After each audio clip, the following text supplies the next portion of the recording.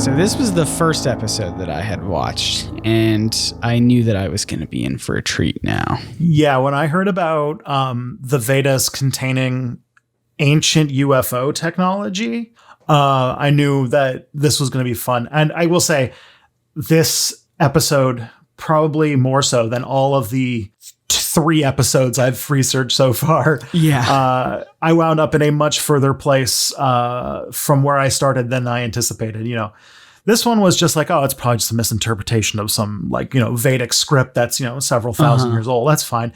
I ended up with like talks about Indian nationalism and fake news and Islamophobia and just all sorts of places I did not expect researching about Indian flying machines to go. Well, so the thing that caught me, that got my attention, is they talked a little bit about the flying carpet, right? I think maybe that's a future episode that I watched like 1.5 episodes after this. I know they come back to this a few times throughout the show, including later on. I know in the first episode, they do a thing where they go to an actual aerodynamics research like lab to test out whether or not Egyptian wooden airplanes could fly. And then when they couldn't, they just started adding pieces onto it until it worked.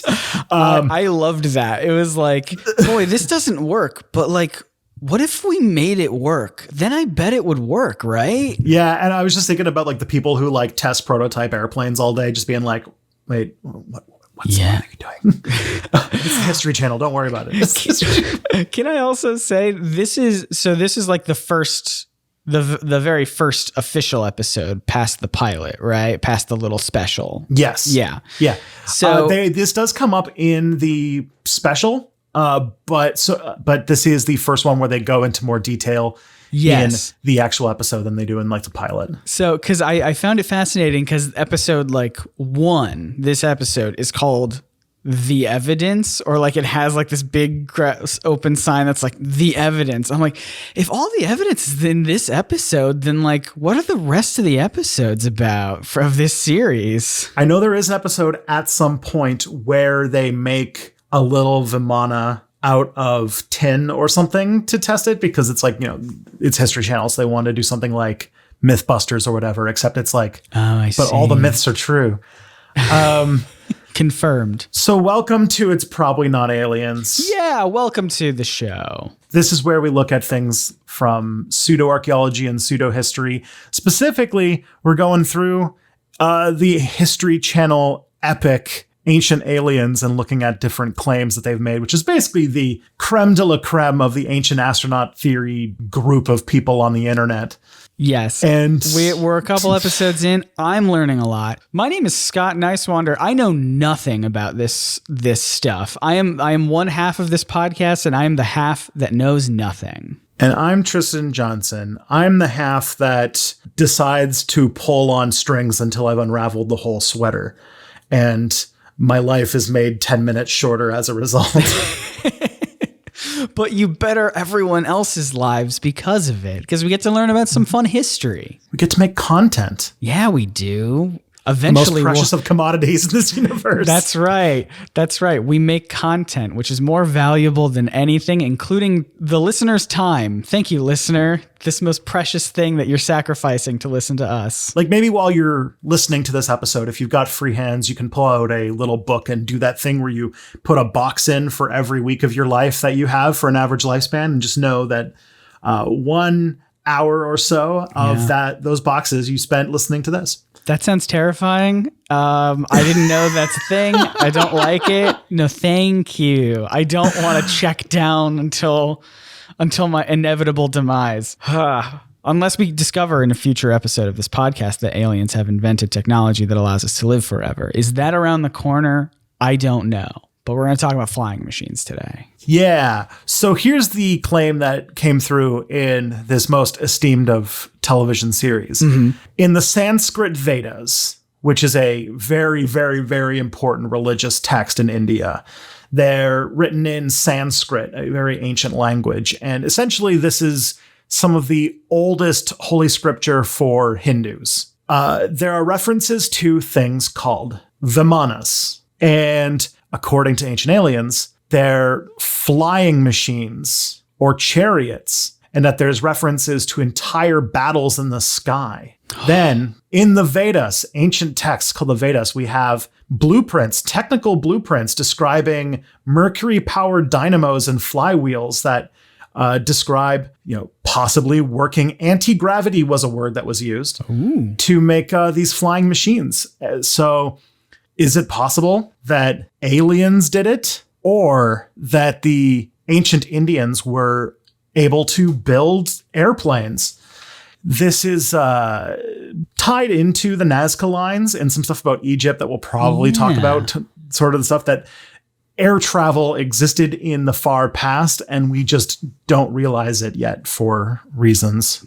I love that idea, though. It seems to be it keeps cropping up that these ancient civilizations had developed the ability to fly all over the place. It seems like the evidence is a little, maybe it's not all there. Maybe it's not 100% there, but I like the idea. Are you going to ruin it for me? Are you going to ruin this idea for me? I'm going to ruin a lot of things. Okay. But if you want to go with the first thing, to make that sort of greater posited theory that there was just regular air travel in the days before, the invention of the internal combustion engine. Sure. The problem there is that, air infrastructure is, when it exists, it takes up space. It's true. And so if it was around, there would be a lot of evidence. I don't know if you've noticed, but airports are pretty big and airplanes are also kind of big. And so it'd be kind of tough to have this entire part of the ancient world exist, especially in very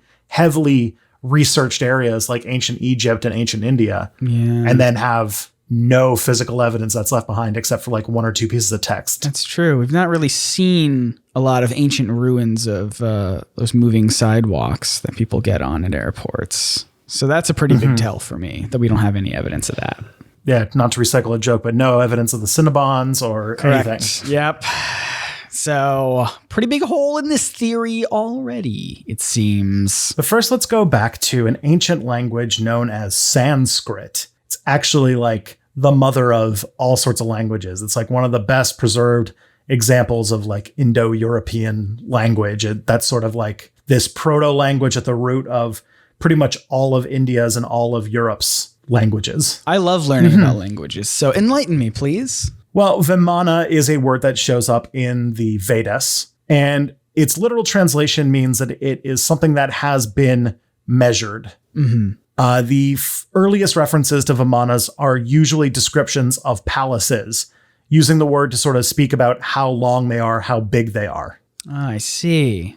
Okay. So Vimanas, that's where the first words come up is, this palace is so well built. It's so huge. It's so grand. Yeah. It's so, it's the intricacy of the design all means like, it's been measured. It's very, trying to think of like intricate would probably be like or intricate or accurate or, it doesn't translate perfectly into English, obviously. Sure, right. I kind of get what you mean. It's like it's been very thought out, I guess, in a way. Yeah. But then through the Vedas, because the Vedas are written over a long period of time, we start seeing references in Sanskrit to Vimana just becoming a term for meaning a king's palace. Okay. And then it would refer to the palaces of the gods. Interesting. Is there a reason why were kings seen as like divinely chosen or divine beings? I can't talk to that point, but essentially there's big parts in the Vedas that talk about Hindu gods living in the sky and having palaces. I see. And so they'd refer to, this god's palace in the sky, that kind of a thing.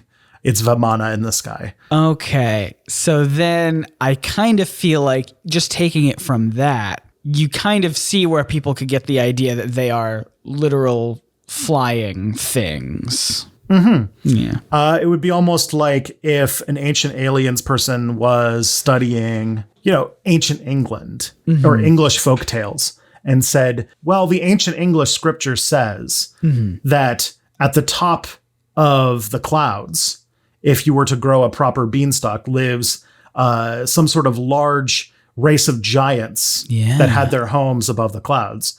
So is this proof that there are aliens? Because this is a reference to houses in the clouds. It must be something, right? I think so. Although maybe with a little bit more sensitivity, because this is actually like extremely important holy literature for a very large and major religion today. Sure, of course. So Vimana started to become a reference to the palaces of the gods in the heavens that could fly.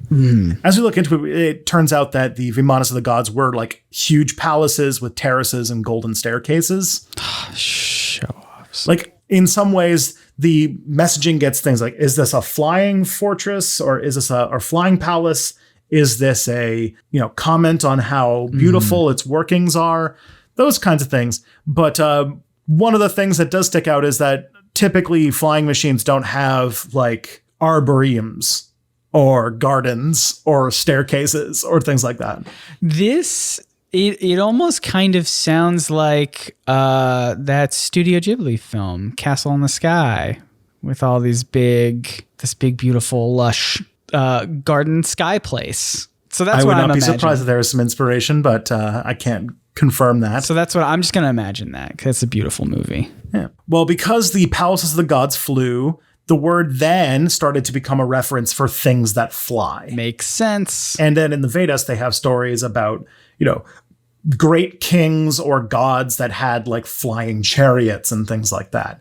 And so they would also be referred to as Vimanas. That's so interesting how just this word that really just kind of meant like intricate and thoughtful and like well constructed almost just became very much this more generalized term for palaces and then flying palaces. And it's just the transformation of language is so fascinating to me.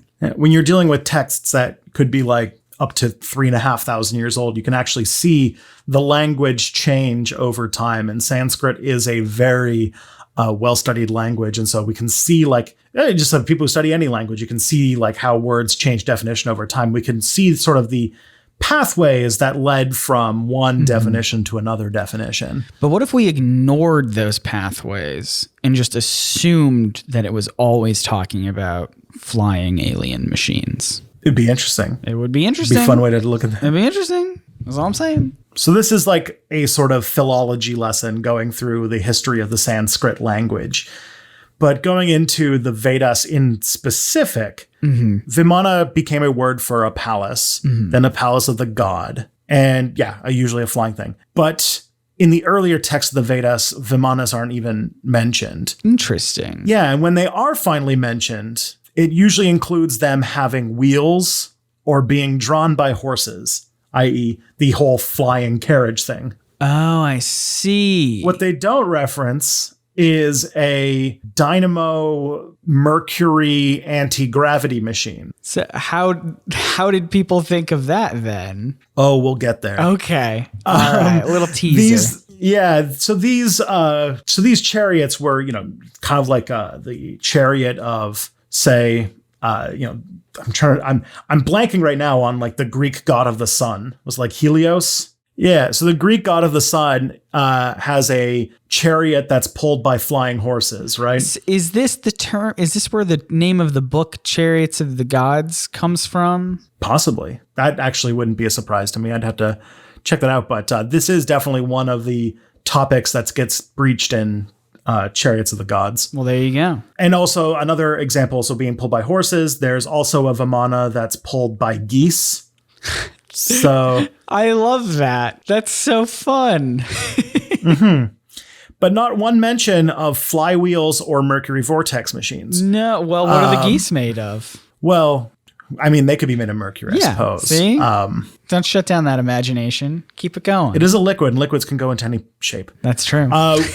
Then sometime around writings in about 500 BC, the chariots lose their horses and are just flying chariots that don't get pulled by anybody. Magic chariots. One example would be the king Ravana, and it was called Pushpaka. So this is around 400 BC. They have flying chariots. One, it was described as being 12 cubits in circumference, but they still have big wheels that mark them as being a sort of like evolution of the horse-drawn carriage. So because some would say that like automobiles are like, you know, the next evolution of horse-drawn carriage. But they apparently, before even Elon Musk got in here with his cars, I think he invented cars. I can't remember the exact history. But before that, people had flying cars, flying carriages. That's pretty impressive. They wrote about them for sure. And so these became common things that showed up that powerful, like legendary kings and powerful gods would have in Hindu, like, you know, the general Hindu theology. It's just part of like the legends of Hinduism. And so there's like a quick through line about the development of these flying, quote unquote, machines that lose all their intrigue for ancient astronauts if you like actually look at like how they don't just like appear out of nowhere. Like there'd be more to think about if, say, a Vimana flying machine was just introduced as like this novel new thing out of nowhere, but we can actually see them move from like one depiction to another depiction to another depiction. And because we can trace that back, the idea that it was just like you know, alien intervention feels like it's lost a lot of its power. Yeah. But how do you explain the blueprints? How do you explain the Mercury dynamo machines and everything like that? How do you? Well, it's because the Vedas that Ancient Aliens uses primarily for this segment, where most of the evidence that they've dug up in isn't part of the Vedas at all. Okay, that feels worth mentioning.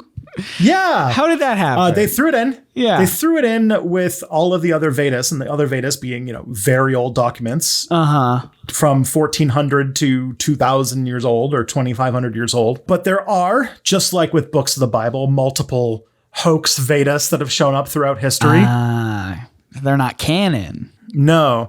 And the one that we're going to talk about today, where a lot of this stuff came from, is something called the Vimanika Shastra, which was dictated, according to the story, was dictated from the spirit world in the ancient year of 1918. 1918. So that feels more recent than I would have expected. Well, there's a bit more to it because we don't actually have any depictions or any evidence that this was even written in 1918, because the story of it being transcribed in 1918 is from the first known publishing of this book in 1952. So this just keeps getting worse and worse. It feels like a very recent modern interpretation, or not even interpretation, but just like it feels way more recent in history than I feel like it should be. Yeah, this would be a Veda that is suspiciously new in that it might have been published as recently as about 16 years before the publishing of Chariot of the Gods. Interesting timing. Funny how that worked out. Yeah, so this book is supposedly supposed to be text that comes from an ancient seer by the name of... By the way, I just got to apologize for everybody. I do not know Sanskrit. I don't even know Hindi, so this is not like my best pronunciation, but Bharadvata, who is a famous like seer, like it's claimed to have been written by a famous seer from the ancient past who does show up in the Vedas. So this is like a spin-off. Yeah, but Ancient Aliens refers to this book as just part of the Vedas and then lumps it in with the thousands of year old texts. You can't do that. You can't do that. You got to mention it at least. Yeah. And even while they did that, they also claimed that the Vedas are about 6,000 years older than they actually are. Okay. But it's in this book where we find the Vimanas with the technical operations manual blueprint type drawings. I see. And it's this book that has the Mercury Vortex engine. I need to know more about these Mercury Vortex machines. Yeah, so in this book, the technical drawings show that somehow these things were able to fly using flywheels, which is sort of a way of storing energy for very short periods of time. And using it by basically rotating magnets and mercury.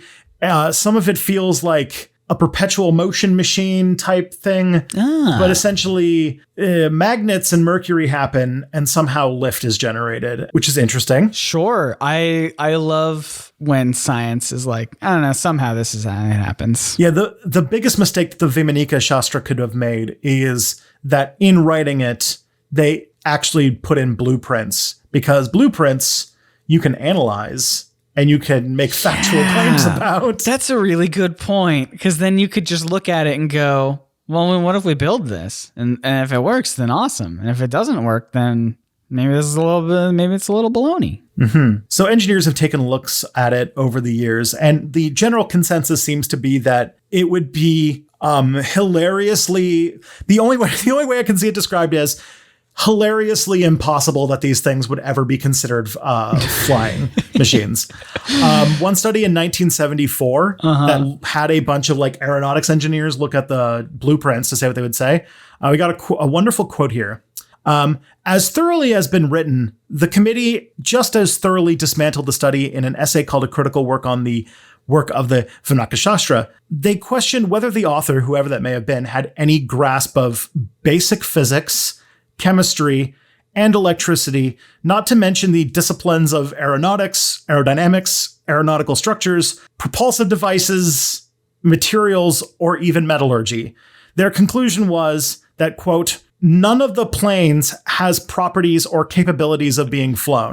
The geometries are unimaginably horrendous from the point of view of flying, and the principles of propulsion make them resist rather than assist flying. The other one I have found here is that they are, quote, absurdly non-aerodynamic. Oh my God. Brutalist wedding cakes with minarets, huge ornithopter wings, and dinky propellers. Oh my God. These quotes are not holding anything back. They're just like, these are the most garbage flying machines I've ever seen in my life. They are more stuck to the ground than anything else on this earth. They are not even capable of flying so much that they could dig themselves further into the ground before they fly. Brutalist wedding cakes was a pretty good touch. That's a really good one. Yeah, and again, this is another case of us seeing the dishonesty, I guess, that you see, like the kind of deceptive filmmaking practices that is found in Ancient Aliens, where 90% of the information comes from this book and is claimed to have come from the Vedas. That is incredibly misleading. Like that almost angers me how completely misleading that is, because it's like you are trying to make something seem legitimate by stretching every loose connection to be like, yes, trust me, this definitely works. Just don't look into it further than what I'm telling you.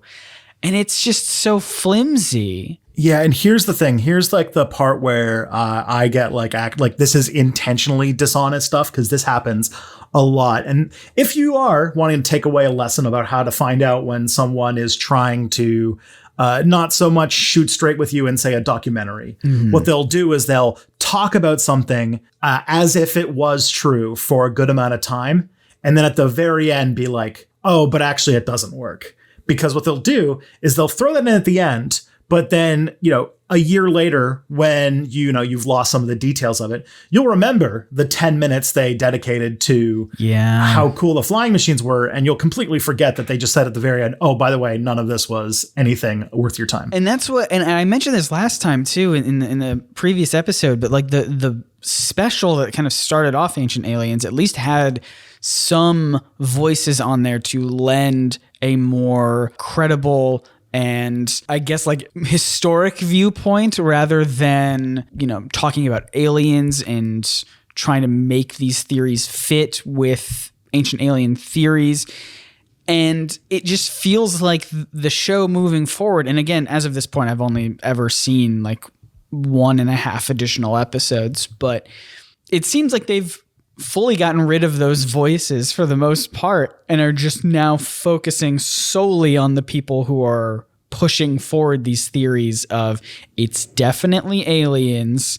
And even though before we had we did talk about these are definitely aliens that created these inventions that influenced these cultures. And then we would have someone on who's like, well, maybe it was also this. They've just cut that part out completely. And they're like, nope. we're only going to focus on the it's definitely aliens part. And it's kind of, it's... Yeah, and like one of the new faces that shows up, like when I think about the kinds of people that they're picking up, there's one person who was from the Disclosure Project. What is that? It sounds like a very like official grown-up organization. What the Disclosure Project is an organization that is essentially trying to lobby the United States to disclose all of the stuff that it has about UFOs and aliens. I see. So they're sort of a pressure group that's trying to convince the government to declassify all of their UFO stuff, basically. Okay. Interesting. Yeah, they tap a lot. Like when I looked at like the people that they dug up for this show to be their on-air experts, almost all of them are not from archaeology departments or anything like that. They're almost entirely from like ufology circles. You know, I mean, and this is something that I feel like we're going to talk about and touch on throughout this whole podcast, because I feel like there are two sort of main goals of this show. And I'm glad we're touching on this in such an early episode, which is, number one, debunking some fake history and learning some real history as best we can. And that's very exciting. But I think there's also a big thing to be said for analyzing how this show and how these ancient alien theorists talk about this stuff to try and make it seem convincing, and spreading this information that is almost, I mean, I don't want to. I'm not the person who did the research for these episodes, but they almost seem like they are hilariously easy to discredit and debunk, but they make it seem like it could be true. Yeah, especially with this stuff. Like a lot of this stuff is taken from Chariot of the Gods and from Eric von Daniken's large body of work. Maybe we'll get into some new stuff when we get in later in the show, but that's definitely where they started. They were definitely cribbing from. And on top of that, they have to deal with not only the fact that a large amount of Chariot of the Gods has already been debunked. Yeah. Thoroughly. The book has been around for over 50 years at this point. And so it's been thoroughly picked apart by people over the years because it was both wrong but insanely popular. So a lot of people picked up on it. Yeah. I bet. But so they have to throw all these different things in so that they can have this like layer of plausible deniability, but also try to walk away from it. Yeah. Another thing that happens in the Ancient Aliens segment is a lot of quote twisting to make things sound more convincing than they are. Yeah, all right. You got an example for me? Yes. So this is an actual description of the Vimanas, and this is how it's depicted in the show versus how the actual Vedas text describes them. See if you can see where they differ from each other. Okay. So here's the part that comes from David Childress and like the Ancient Aliens people. I like this. It's a fun little game. Yeah. When morning dawned, Rama, taking the celestial car Puspaka, had sent to him by Vivpishand, stood ready to depart. Self-propelled was that car. It was large and finely painted. It had 2 stories and many chambers with windows and was draped with flags and banners. It gave forth a melodious sound as it coursed along its airy way. Okay. All right. So that's what you saw in Ancient Aliens. Yes. Here's the depiction from Ramayana. And the mighty monkey ascended the splendid car Pushpaka, containing figures of wolves, made by Kartaswara and Hiranya, graced with ranges of goodly pillars, as if blazing in splendor, throughout garnished with narrow secret rooms and saloons, piercing the heavens, and resembling Meru or Mandara, and like unto the flaming sun skillfully reared by Vikwakarma, with golden staircases, and graceful and grand raised seats, rows of golden and crystal windows, and dioceses composed of sapphires, emeralds, and other superb gems, embellished with noble vidrumas, costly stones, and round pearls, as also with plastered terraces, pasted with red sandal, like unto gold, and furnished with a sacred aroma, and resembling the sun new risen. Those are dramatically different. from one another. The first one is very much like, this is a car, this is a flying car, and it drives off into the sky.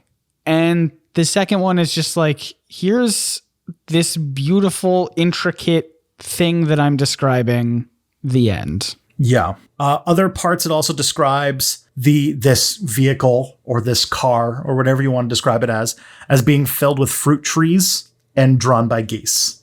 I love the geese idea. It's very fun to me. Maybe geese know more than they're letting on. Maybe do you think geese are aliens? Let's really think about this for a second. I mean, they're bad-tempered. They mess around with They tend to like university campuses. That is true. Aliens do love that as well. That's a thing we know about aliens. Well, they're checking on the scientists to make sure they're not onto them. That's right. They're like throwing them down. Whenever scientists get too close to uncovering the truth, a little goose will come in and I'll just start messing with stuff. Start hissing. I'll be like, oh, come on, goose. What are you doing? We've seen in Untitled Goose Game that geese can cause a lot of trouble when they need to. They sure can. Not even when they need to. Sometimes just because they want to. And if that doesn't sound like, aliens just visiting and meddling with stuff, I don't know what else is. I think we've confirmed geese are aliens. I used to go to the University of Western Ontario, which is a school that gets a lot of geese on campus in the fall. And has it became famous on Reddit for a day because on the concrete beach, which is sort of like this area around the Student Union building, there's a bunch of these planters for trees. Mm-hmm. And what happened, I remember this very well. What happens is that it appears that a pair of geese have decided that one of the planters is the place where they now lay their eggs, and they would have their nest every year. Mm-hmm. And if you know anything about how geese are when you get close to their nest, is they are very, very hostile animals. Yeah, they don't want you there. So they set themselves up in a extremely high foot traffic area of the campus where people hang out and eat lunch and stuff. And I remember just getting an email that was just like forward in all caps, goose on campus. And it's like about trying to keep it a long berth. And they eventually had to rope off the area around the nest. And there's this actual picture that went viral for maybe a few days on Reddit. Mm-hmm. That is an unfortunate undergrad being accosted by one of these geese. Goose on the loose. Goose on the loose. They're onto us. Yeah. I want to get back to those quotes just for a brief second. So the first one, well, it was very, very specific about here's a celestial car and it drives off into the sky. And then the second one just calls it a car and then just sort of describes what it looks like. So explain to me again, is the first one an interpretation of the second one, or they just come from two different things, or how are they related? It's supposedly supposed to be translations of the same text. Just one is very, very pared down and very a lot of text taken out to make it look more like it's describing a vehicle. Yeah. So it is very dishonest quote twisting. That it's twisting it so much that it's unrecognizable from one to the next. That's so frustrating. Yeah, it's a very this is a part where I actually could say I get angry at the creators of this documentary, because both of us try to be educators. Both of us work on I make Step Back, you make Nerdsync. Yeah. And both of it is about trying to teach about the world. And both of us go to extreme lengths to make sure that the things that we say are, accurate and well sourced and things like that. Absolutely. And then to have something with a huge platform like History Channel putting stuff like this up here, which is not only I would almost be less angry if it was just lazy and sloppy. Yeah. But this is intentional twisting. There's a different level of what you would expect, right? History Channel, I feel has a name where you kind of expect it to be as accurate and, thorough as possible. But it's so disappointing. If this just popped up on a random YouTube channel of some person just being here's something interesting, then at the very least you could be like, well, that's still wrong, and they're still twisting all the words, but it's just one person, versus like, this is History Channel, a place where I feel like I should have some respect for or at least faith in them for wanting to make things as accurate as possible with a name like History Channel. Yeah, I mean, this is what happened with where capitalism meets educational content. Yeah. I mean, TLC used to be called the Learning Channel. That's and true. It used to be funded by the National Science Foundation. That's true. And it's just all so frustrating, because the thing that brings in the most money is the stuff that gets the most attention. So if you start talking about, ancient aliens, I'll be honest, the idea of ancient aliens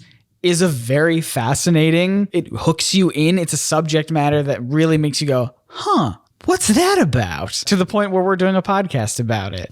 And so I can see where they went along that path. It's just so frustrating that they wouldn't even check some simple things like this. Like if the arguments were a little bit more convincing, then I wouldn't be nearly as angry or frustrated, but...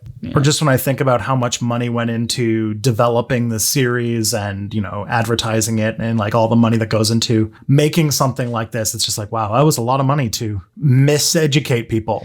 I mean, I don't know about you, because you were talking about how we do educational content. You certainly more than me, but even still, I have done videos on YouTube in the past where I've gotten information wrong, and I've taken down the video and edited it so that I had right information and then re-uploaded it. Because as soon as people came, brought to my attention that something that I said was wrong, I at least had this idea of, I don't want this out there if it's going to be, saying some wrong information. So yeah, gotta correct it real quick. And the fact that I have more integrity than History Channel is very funny.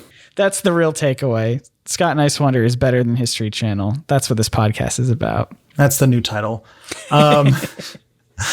There's another thing too about this story specifically, and it is an example of why these kinds of things being done in like large Western media can be dangerous. Yeah. So first of all, I will have to say, like, this is a good way to preface this. This is the thing we need to discuss, which is that we really need to do the process of decolonizing the way that we approach ancient cultures. Mm-hmm. There's a lot of Western, white, supremacist assumptions built into the way that we do archaeology and think about different countries. Mm-hmm. It's sort of the same thing we talked about in our previous episode, where we had this idea that the people of the Americas before Europeans arrived were, that the indigenous American people were primitive.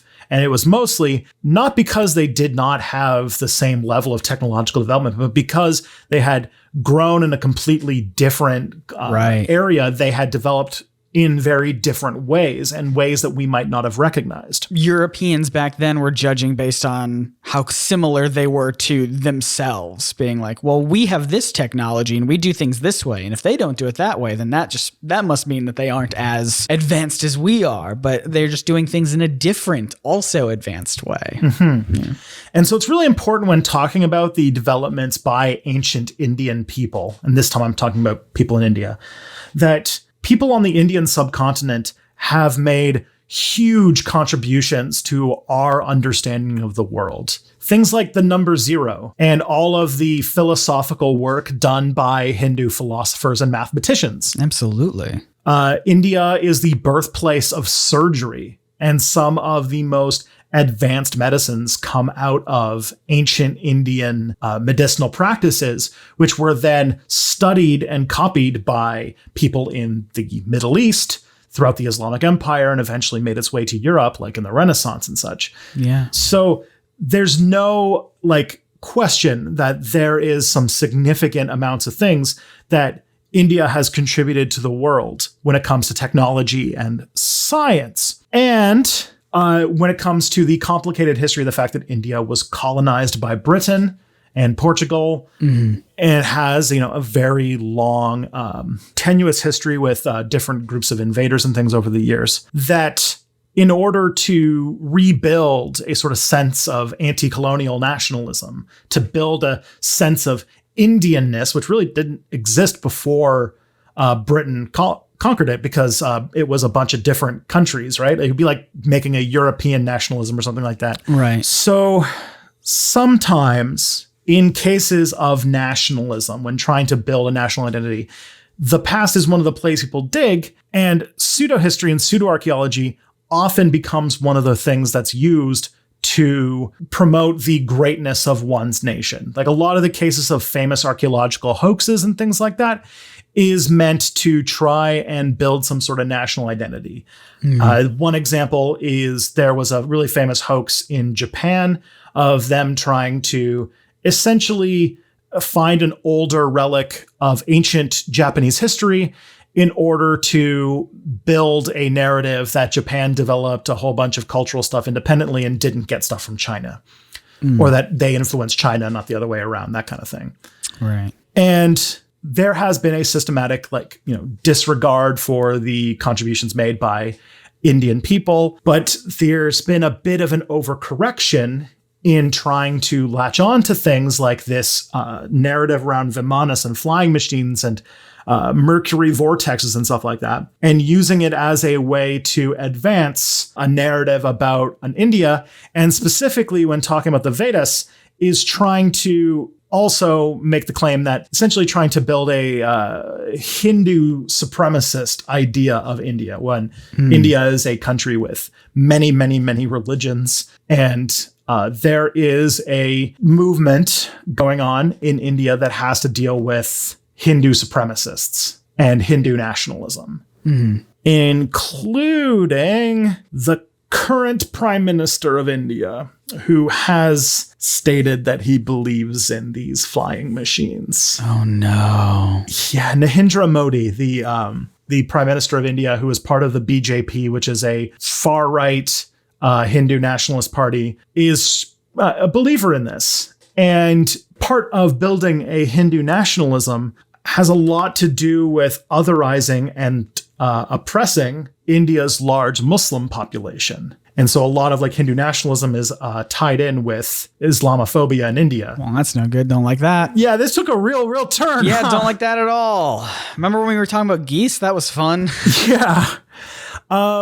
Hindu nationalists right now in India are actively drumming up hatred and violence towards other religious groups in India, especially Muslims, who Hindu nationalists scapegoat as the reason for a national decline from the far, far past that weakened India and made them so weak that they couldn't resist colonization.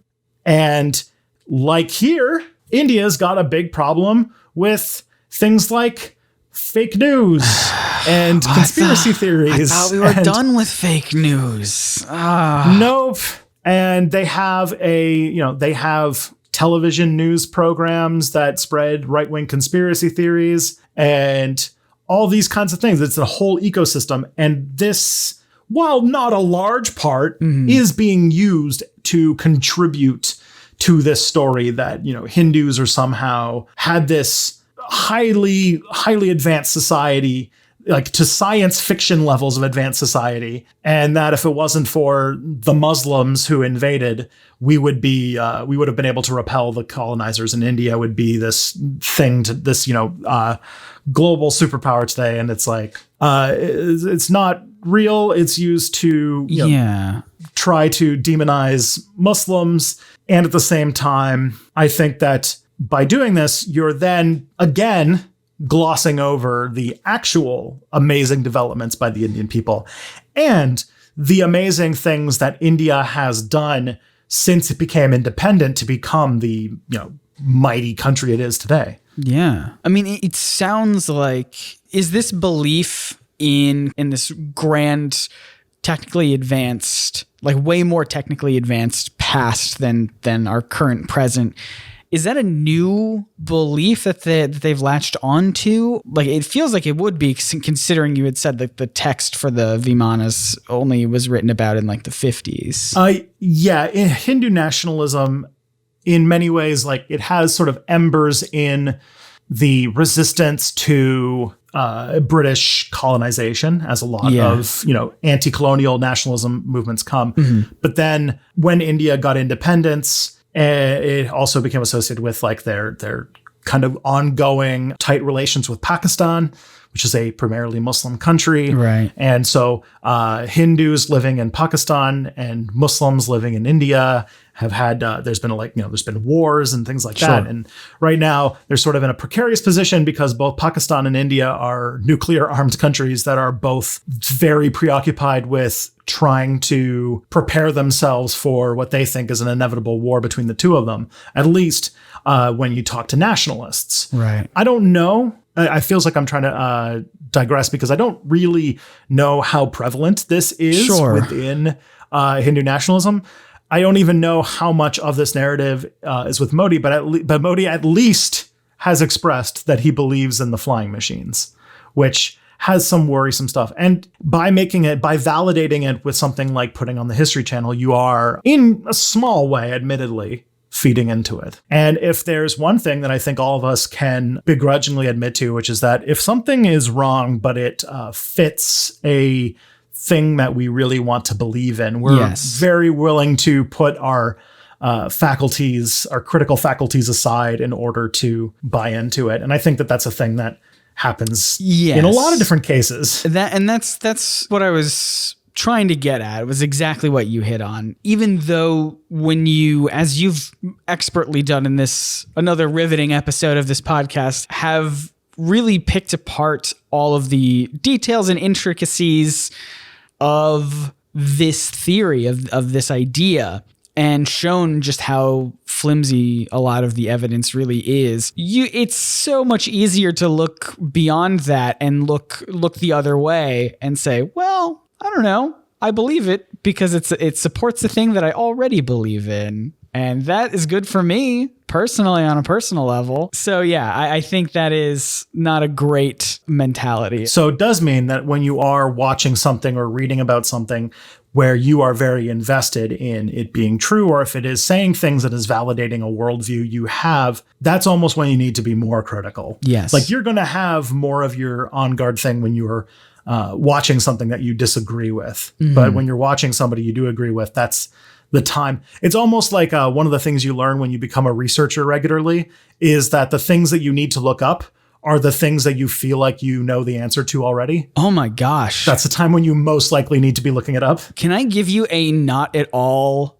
like serious example of this exact thing? Yeah. Just to kind of lighten the mood a little bit, because we've hit on a lot of serious and important topics for sure. But just to kind of round it out, as a perfect example of this. So I was doing a video on my YouTube channel, Nerdsync, many, many years ago, and I was talking about the old Batman serials, the old black and white serials of Batman. And I referred to them as Batman TV serials because in my head, like someone had told me about them and they said that they were on TV. And so I never even bothered double checking that. I was like, yeah, this is like a TV show of Batman. And I just didn't even bother fact checking it for my video. In the 30s, before homes had televisions TVs in it. Yep.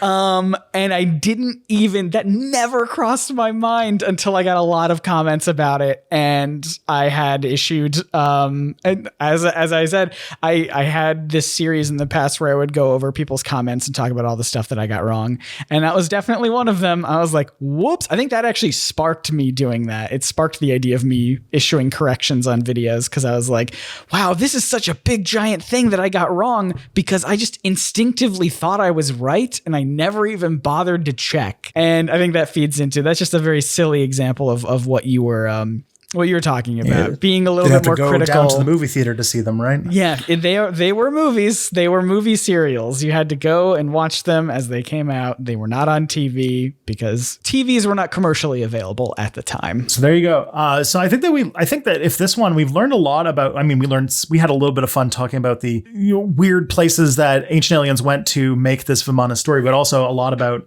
how to deceive people through documentary and about things that you can do to critically assess the world to don't be ancient aliens, Don't be ancient aliens unless you're talking about geese. Geese are aliens. Geese are aliens. Let's see how long we can ride this out. Geese truth. Yeah. Geese truth. Goose truth. Let's go. No, thank you so much for enlightening me and all of the listeners on this very, very fascinating subject of we talked about language evolving. We talked about real world politics. We talked about how documentaries will twist things to make them seem more true. And it seems like twist is not even the correct word. It's like a violent molding of everything to really... Oh yeah, this one's a real pretzel. Yeah, very much so. I'm losing my words because I'm just frustrated by this whole thing. But I'm glad that we talked about it, and I'm glad that I've learned so much. So thank you, Tristan. My pleasure. So you should subscribe to this podcast on iTunes and Spotify or wherever great podcasts are sold. Yes. Check out Step Back and Nerdsync. Follow us on Twitter at Probs Not History. Nope. Or Probs Not Aliens. Yes. And we're a new podcast. If you want to rate and review on all those podcast places, leave us your 4-star reviews. Leave us your most 4-star review. We want to be the most 4-star podcast on iTunes. Thank you very much. Would appreciate it. Did we have a tagline? I feel like we used one last time, but maybe we didn't. Maybe we're just... The truth is out there. Wait, no. No, I can't do that I think one. that somebody already did that one. Well, all right. Until next time, my name is Scott Nicewander. And I'm Tristan Johnson. The truth is out there. It's on Google. I guess. Somewhere. Also, geese are aliens. Bye-bye.